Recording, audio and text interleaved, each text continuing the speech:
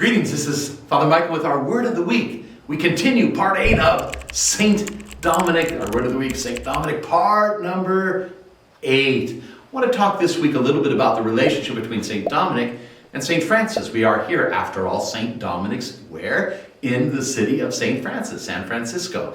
And so to know that both of these great founders were actually contemporaries. They lived in the same time period. Even though he was 10 years younger than St. Dominic, St. Francis's order was actually approved a year before in 1215, and there are traditional stories that the two saints not only were living at the same time, but actually had a couple of encounters. Historical or not, they come to us into our tradition and have a little word to say about the complementarity of both Dominican and Franciscan spirituality.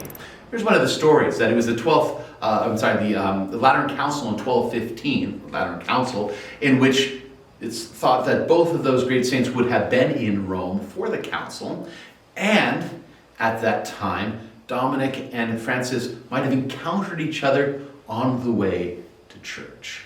And as the story is told, they embrace each other, and that in fact that they have great esteem and respect for each other, that they exchanged, if you will, gifts. St. Dominic gave St. Francis his leather belt, and St. Francis gave Dominic his his cord, or the rope around his waist. In other words, they exchanged the part of their own habit, that the other would have a little piece of themselves, and that they might have a kind of a fraternal kind of relationship. It's interesting to note that as the great Dominican order and the Franciscan order came into prominence, both mendicant orders, preaching, but also preaching through begging, through mendicancy, and very fruitful in many ways, that as brothers tend to do, a little bit of a rivalry. And this rivalry, in fact, kind of went both in an intellectual way, as such that there was some intellectual kind of rubbing up against each other, but also in terms of the care of souls, a little competition there.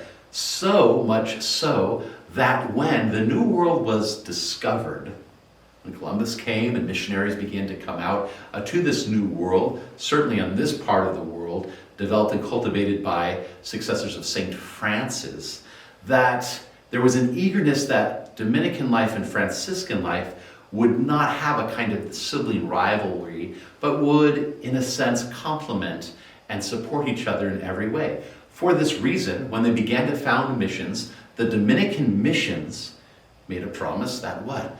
That they would put a statue of St. Francis, or another notable Franciscan, in all of their mission churches in a place of prominence, that had pride of place, in order that when people come to visit that church, they might not only come into a Dominican church, but a Dominican church which was a welcome home to any Franciscan. And likewise, those great Franciscan missions, of which we have still in existence, unfortunately the Dominican missions no longer exist down in Baja, California. In Alta California, we know, to this day, survive those missions founded by Junipero Serra, and the legacy of his preaching in such a way that if you go into one of those missions, and here in Mission Dolores, the first thing you might look for is what?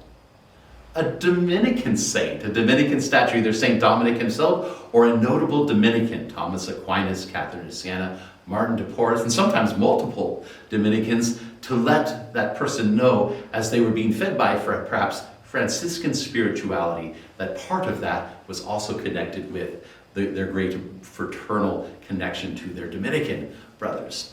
And not only that, there was a kind of exchange of pulpits on the feast of St. Francis, particularly that day of translation, that is the removal of his relics. The Dominicans are asked to preach on the feast of St. Francis in a Franciscan parish. And so too, oftentimes the pulpit, if you will, is extended to a Franciscan to come and to preach in a Dominican church. Once again, this exchange of spirituality, which is healthy for the life of the church. And so, as we celebrate, and will continue to celebrate, our Holy Father Dominic, we do so knowing that the context, San Francisco, could not be more wonderfully appropriate.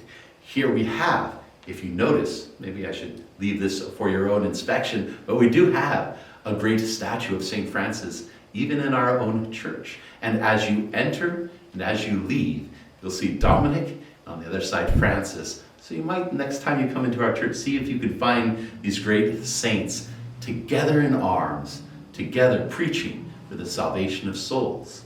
Amen.